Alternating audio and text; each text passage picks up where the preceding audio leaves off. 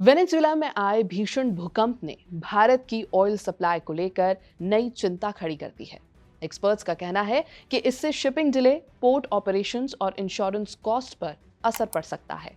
नमस्कार, मेरा नाम है श्वेता शर्मा और 24 जून को वेनेजुएला के कुछ ही सेकंड के अंतर पर 7.2 और 7.5 मैग्नीट्यूड के दो शक्तिशाली भूकंप आए। इन्हें पिछले 125 साल से ज्यादा समय में देश का सबसे बड़ा भूकंप माना जा रहा है। स्थानीय अधिकारियों के मुताबिक इस आपदा में सैकड़ों लोगों की मौत हो चुकी है, हजारों लोग घायल हुए हैं। वहीं लगातार आफ्टर शॉक्स भी महसूस किए जा रहे हैं। भारत के लिए ये भूकंप ऐसे समय आया है जब हाल ही में ईरान वॉर के कारण ऑयल सप्लाई प्रभावित हुई थी। कुछ दिन पहले ही अमेरिका और ईरान के बीच पीस डील हुई थी। इसके बाद उम्मीद जगी थी कि स्ट्रेट ऑफ हॉर्मुज के रास्ते तेल सप्लाई में आ रही दिक्कतें कम हो जाएंगी। इसी बीच वेनेजुएला में आए भूकंप ने नई चुनौती खड़ी कर दी। ईडीएमई इंश्योरेंस ब्रोकर्स लिमिटेड के मैनेजिंग डायरेक्टर और global head of natural resources Kunal Khanna का कहना है कि हाल के महीनों में वेनेजुएला भारत के लिए क्रूड ऑयल का एक अहम सप्लायर बनकर उभरा है। उनके मुताबिक अगर वेनेजुएला के एक्सपोर्ट इंफ्रास्ट्रक्चर पर असर पड़ता है तो इसका प्रभाव सिर्फ उसी देश तक सीमित नहीं रहेगा, इसका असर पूरी ग्लोबल सप्लाई चेन पर पड़ सकता है। कुणाल खन्ना ने कहा कि भारत की निर्भरता तेजी से बढ़ी है क्योंकि बहुत कम समय में वेनेजुएला भारतीय रिफाइनर्स के लिए एक महत्वपूर्ण क्रूड ऑयल सप्लायर बन गया। लेकिन भारत ने वेनेजुएला से खरीद बढ़ाई क्यों? मिडिल ईस्ट में बढ़ते तनाव के बीच भारत ने हाल के महीनों में वेनेजुएला से क्रूड ऑयल इंपोर्ट तेजी से बढ़ा दिया। अप्रैल और मई के दौरान भारत ने रिकॉर्ड मात्रा में वेनेजुएला से तेल खरीदा। इसके बाद वेनेजुएला भारत के सबसे बड़े क्रूड ऑयल सप्लायर्स में शामिल हो गया। यही वजह है कि ये भूकंप अब सिर्फ एक स्थानीय प्राकृतिक आपदा नहीं माना जा रहा।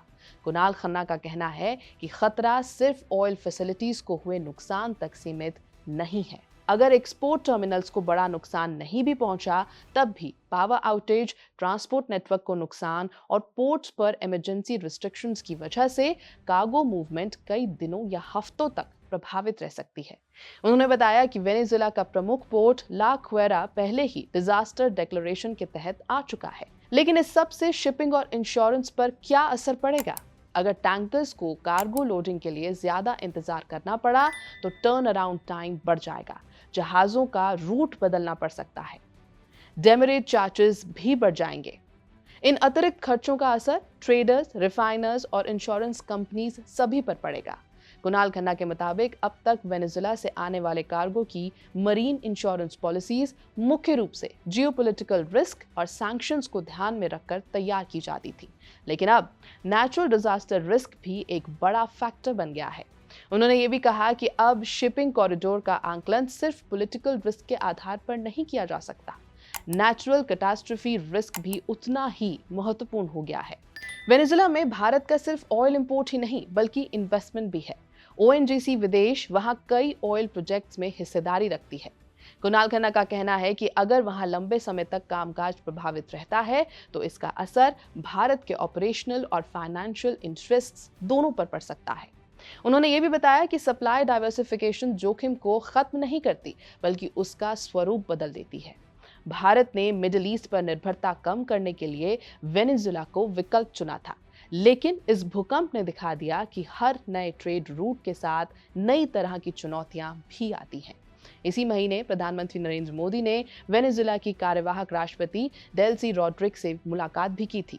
दोनों नेताओं के बीच mining, critical minerals, pharmaceuticals, automobiles और दूसरे क्षेत्रों में भारतीय निवेश बढ़ाने पर भी चर्चा हुई थी।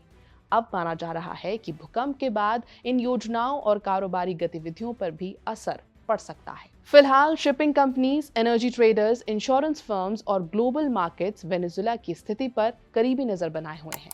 आने वाले दिनों में नुकसान की पूरी तस्वीर सामने आने के बाद ही ये साफ हो पाएगा कि भारत की ऑयल सप्लाई और एनर्जी सिक्योरिटी पर इसका कितना बड़ा असर पड़ता है। यह है बीपी लाइव, मेरा नाम है श्वेता शर्मा।